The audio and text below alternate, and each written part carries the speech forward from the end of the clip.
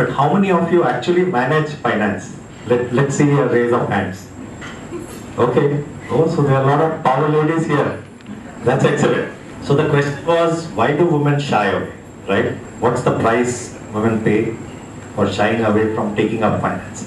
And this is more from a traditional perspective, I think, but I see that even with my wife today also. She still tells me, she'll say, Sanjay, why don't you find me a good stock, I'll put some money in it.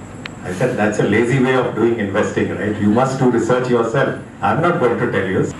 So why do women shy away? And some of you may disagree, but this is my humble view, that women actually have it in them to do it, but sometimes they just take the easy way out, right? They think it's not their job, they think it's complex, and I see a lot of women in technology today, women in STEM, women doing exceedingly well in mathematics, women at IITs, IIMs. In fact, it's wonderful to see the number of women, young women who are taking up technology courses. In fact, in the whole new, technology world, I think whether it's AI, machine learning, blockchain, a lot of what is happening, I'm sure women are, going to do very, very well. In fact, I must say, even in chartered accountancy, I see almost a 50% ratio of women taking up finance courses. So that's very heartening, right? So there was a view that women finance is complex, it's boring, they may not need this skill, right? Because there's always either your father or your spouse or your son or somebody is managing that, right? And I feel that sometimes it's just that, just push it away, right? Dekha jayega. Somebody is doing it, so let them do it, they do it well. I'm sure you'll all agree that financial awareness today for everybody, not just women but men, everybody, and I feel more so for women, at least in the Indian social context. And why only Indian? That's the global social context even now. In fact, I have a strong view, you could disagree with me, that I feel women in India get a lot better respect than they actually get in the West.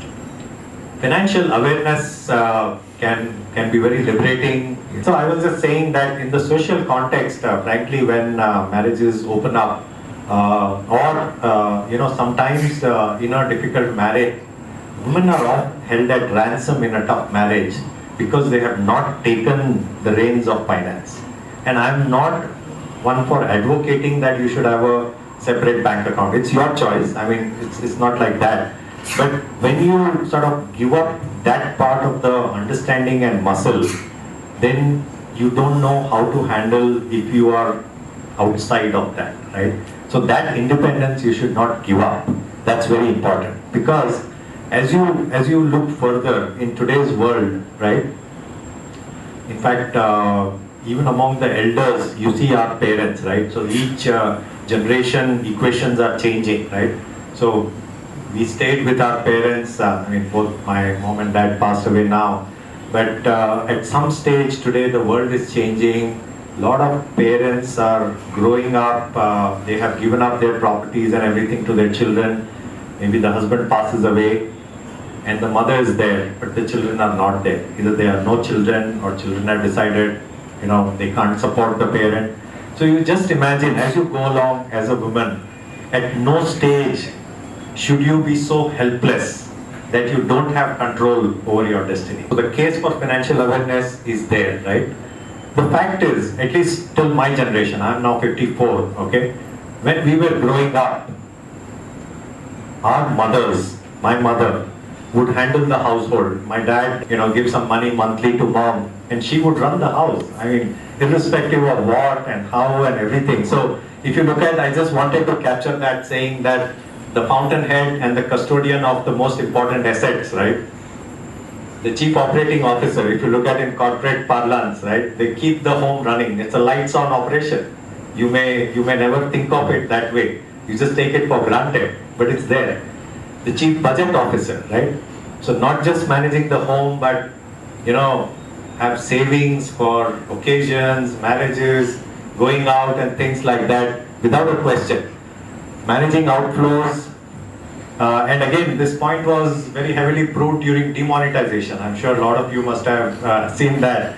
But there was so much of cash reserves which were kept under mattresses and in boxes with the mothers, that when this happened, suddenly they were at the mercy of their husbands or their dad or whoever to say, okay, now you have to go and deposit it in the bank and withdraw the money. It was terrible, Basically, the point I am making is that for women, what you may not realize is that you have the innate strength, not just you, the educated young woman today. There is a strong natural financial instinct. There is a resource management instinct. There is a strength which no men can ever match, actually. Men will give up 50% earlier. I'm sure, So the point I'm just trying to make is that you have to look in the mirror and know that you have it in you. And it has been proved over and over again, okay? So the last point I also wanted to say was that at least, in my case, I personally have seen that the woman in the house is the Rahmat-e Maula. That's the term which is used for Reserve Bank of India. The lender of last resort, right?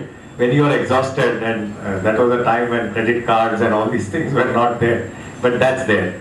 And I think you have a colleague who's worked with Infosys earlier. So, Madam Sudha Murthy, she was the angel investor of Infosys, okay? She probably,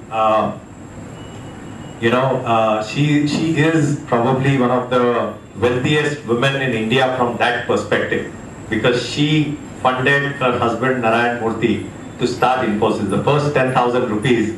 If you read her book, it's a beautiful book, How I Taught My Grandma to Read. So that covers that. In finance, globally, finance leadership, there are such fine examples of women. Indra Nooyi, if you have heard of, we should all be very proud as Indians. She was the CFO of Pepsi. She went on to be the CEO. She transformed Pepsi. I still remember a management professor at ISB at one of the courses I was taking told us that, when she took over as CEO of Pepsi, she gave her R&D team, the research team, a simple goal. She said, make me a snack which has the taste of a potato chip and the nutrition value of a carrot stick. That was her single line goal statement. She transformed Pepsi from a carbonated, soda drink to a healthy company. And she actually got Pepsi ahead of Coca-Cola from that perspective. We should all be proud as Indians that here was an Indian lady brought up very traditionally, but she made her impact on the world itself, right? Not just India. If you see Madam Lagarde, IMF, SBI Chairman, Managing Director, Arundhati Bhattacharya, I think bunch of examples. Melinda Gates, if you look at Anne Wokicki, Ginny Rometty, IBM, right? Even in our IT technology services space, there's enough examples. And of course, on the cooperative side, we have amazing success stories, whether it's Amul or Lijat Papad or the cooperative in Kerala, Kutumba. It's amazing. So there's so much strength which you have. This is 100% what I believe, right? This is not cosmetic here. Women have the intellect. You actually have better judgment, if you ask me. You have more balanced judgment. Men tend to get carried off by emotion. Men tend to, be little irrational sometimes. You have common sense, responsible risk-taking, which is the most important when you are an investment manager. I personally, in my philosophy, I believe that only 10% is given to you. 90% is what you do with it, okay? So the point here is that we are all self-propelled. In our careers, in our personal lives, in everything we do, we are self-propelled. So the point I'm trying to make is for all my women friends also, do not wait for something to come in and force you. Do not wait for a tragedy to force you to understand what is your financial position, right? There is so much information available, right? Whether you look at CNBC or online resources, actually even RBI has a bunch of sites, almost every investment company has so much available information today which you can take, absorb and apply, okay? So it's very easy to do that. As you grow up, you have families, you have young children, teach them the value of finance, right? Teach them the concept of saving, teach them the concept of choices. See, we all make financial decisions every day without realizing that you're making financial decisions. You make choices. Again, this is something I used to talk to my colleagues in the IT industry. Frankly, in IT, we are all overpaid because of the dollar versus the rupee, right? So, but that's not a sign of necessarily what great things IT does. But the important part here is how do you keep a balance in your decisions also, right? Do you need to really buy a, 40 lakh car instead of a 20 lakh car? How do you make your priorities? How do you prepare budgets? How do you make a financial plan so that your future is secure? Those are very important aspects you always need to think through and be prepared for. I'm sure all of you know that's Warren Buffett, Charlie Munger, and Bill Gates, right? The gurus of investing. So, this is Warren Buffett. I'm not interested in cars. My goal is not to make people envious. Don't live somebody else's life. Don't confuse the cost of living with the standard of living. Okay? You only have to do a few things right in your life, so long as you don't do too many things wrong, right? So to make money, you have to understand how not to lose money. Be fearful when others are greedy, and greedy only when others are fearful. I try to buy stock in businesses that are so wonderful that an idiot can run them, because sooner or later one will. In a statement I talked about the 1090 rule, right? So one of my favorite authors, he's a Western author, Louis Lammer. He talks about this, which applies to all of us.